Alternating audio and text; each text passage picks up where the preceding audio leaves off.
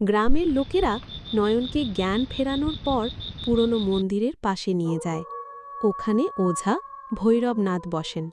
নয়ন তখনও ঘোরের মধ্যে, চোখ স্থির, ঠোঁট কাঁপছে, গলার স্বরে ফিসফিস শব্দ, আমাকে বাঁচাও, আমি মরতে চাইনি।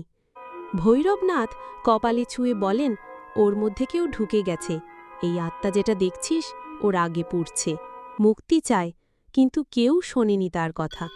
এখন নয়নকে সে মুখপাত্র করেছে।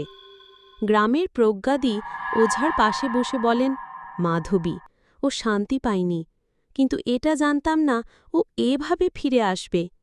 ভৈরবনাথ বলেন, এই আত্মার জল মাটি পূর্ণিমার সঙ্গে বাঁধা, ওর মুক্তি পেতে হলে ওর মৃত্যু যেভাবে হয়েছে তার সত্যিটা সামনে আনতে হবে।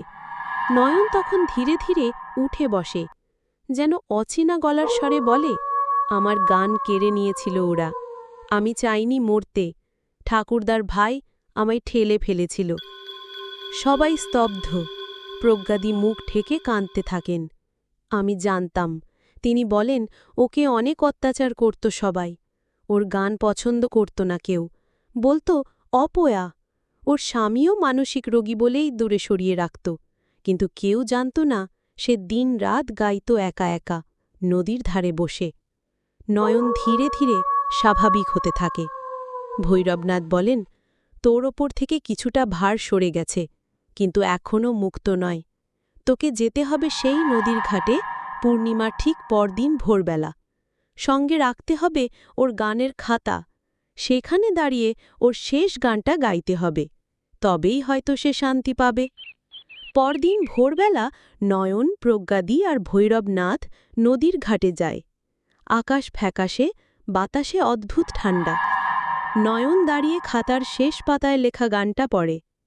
চাঁদের আলোয় ভেসে যাই, কোন ডাকে ফিরে চাহি, জলেই লেখা আমার নাম, ভুলে গেছো সবাই। গানটা গাইতে গাইতে নয়নের চোখে জল চলে আসে। ঠিক তখনই হঠাৎ নদীর জল থেকে হালকা ধোঁয়ার মতো কুয়াশা উঠতে থাকে। তার মাঝখানে আবার দেখা যায় মাধবীর অবয়ব, চোখ দুটো জলের মতো স্বচ্ছ, ঠোঁটে হালকা হাসি। সে আস্তে আস্তে হাত তোলে, যেন বলছে ধন্যবাদ। তারপরই সে মিলিয়ে যায় ভোরের কুয়াশায়। ভৈরবনাথ বলেন, সে এখন শান্ত, এবার থেকে কেউ আর পূর্ণিমায় ওকে ডাকতে শুনবে না, দেখতে পাবে না।